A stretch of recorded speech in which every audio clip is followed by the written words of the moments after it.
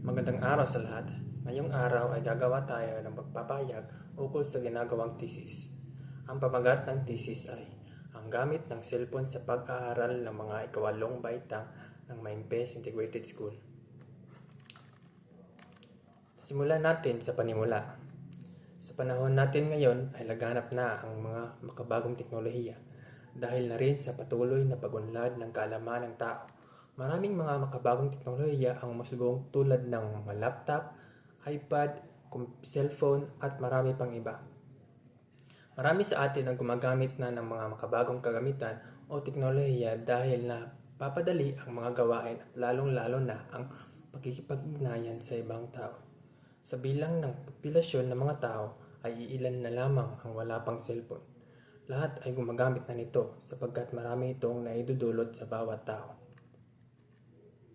Malaki rin ang pakinabang nito sa mga estudyante. Nagagamit ito lalo na kung mayroong proyekto o asignatura sa paaralan. Sa modernong panahon, halos hindi na mabilang ang dami ng tao na gumagamit ng cellphone.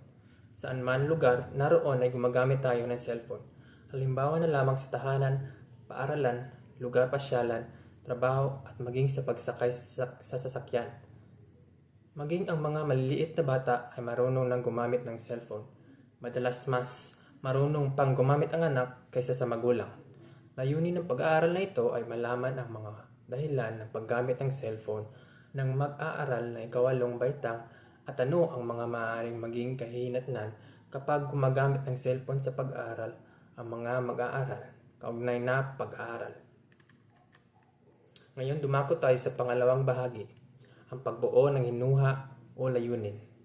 Ang pag-aaral na ito ay naglalayong matukoy ang mga naidudulot ng paggamit ng cellphone ng mga mag-aaral ng kawalong baitang ng Maimpes Integrated School taong panuruan 2017-2018. Layunin din na sagutin ang mga sumusunod na tiyak na katanungan.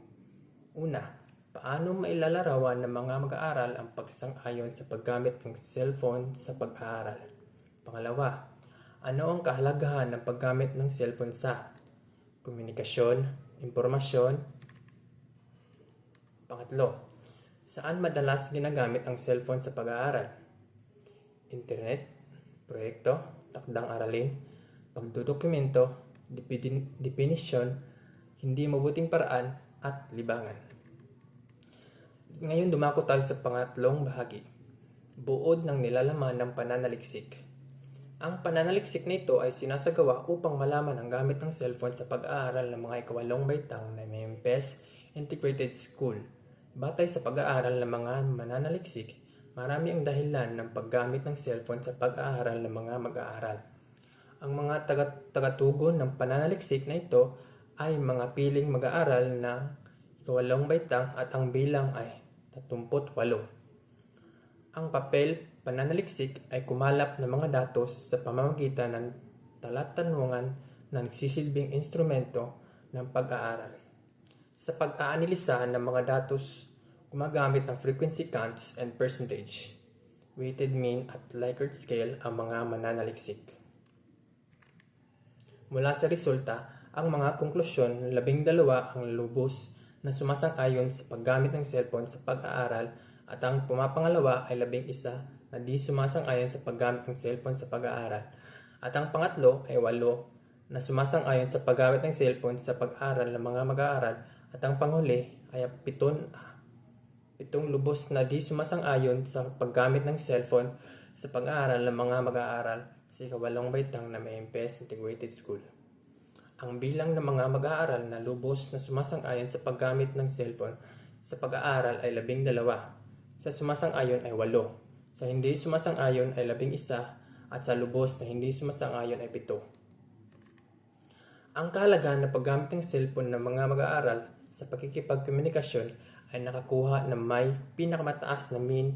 Ito ay 3.43 at ang interpretasyon ay lubos na sumasang-ayon. Sa pagkuha naman ng impormasyon, ang mean ay 3.29 at ang interpretasyon ay lubos na sumasang-ayon. Ginagamit ng mga mag-aaral ang cellphone sa paghahanap ng definasyon. Ang mean ay 3.00 na ang interpretasyon ay sumasang-ayon. Pangalawa, ay sa pagdodokumento, ang mean nito ay 2.86 at ang interpretasyon nito ay sumasang-ayon. Pangatlo ay ang proyekto na ang mean ay 2.84 na nag-interpretasyon ay nito sumasang-ayon.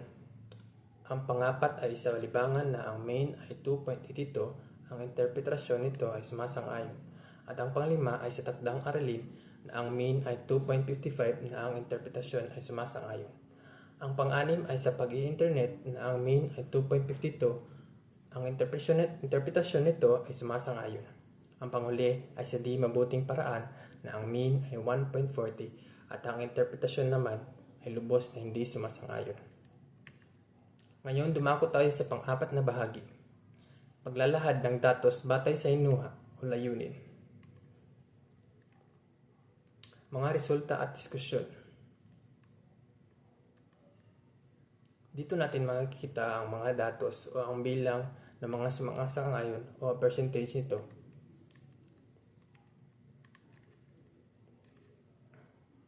Ngayon dumako tayo sa panghuli. Ikalimang bahagi. Konklusyon. Mula sa resulta ng pag-aaral, narito ang mga konklusyon. Ang bilang ng mga mag-aaral na lubos na sumasang-ayon sa paggamit ng cellphone sa pag-aaral ay 12.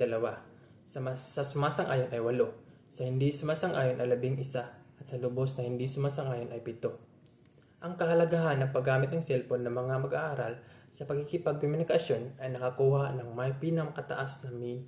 Ito ay 3.43 at ang interpretasyon ay lubos na sumasang-ayon. Sa pagkuha naman ng impormasyon, ang mean ay 3.29 at ang interpretasyon ay lubos na sumasang-ayon. Ginagamit ng mga mag-aaral ang cellphone sa paghahanap ng definisyon. Ang mean na ito ay 3.0 na ang interpretasyon ay sumasang-ayon. Pangalawa ay sa pagdodokumento. Ang mean na ito ay 2.86 at ang interpretasyon nito ay sumasang-ayon. Pangatlo ay sa paggawa ng proyekto na ang mean ay 2.84. Ang interpretasyon ay nito ay sumasang-ayon. Ang pang-apat ay sa libangan na ang mean ay 2.82. Ang interpretasyon nito ay sumasang-ayon at ang panglima ay sa takdang aralin na ang mean ay 2.55 na ang interpretasyon ay sumasang-ayon. Ang pang-anim ay sa pag-i-internet na ang mean ay 2.52. Ang interpretasyon nito ay sumasang-ayon. Ang panghuli ay sa di mabuting paraan na ang mean ay 1.40 at ang interpretasyon naman ay lubos na hindi sumasang-ayon.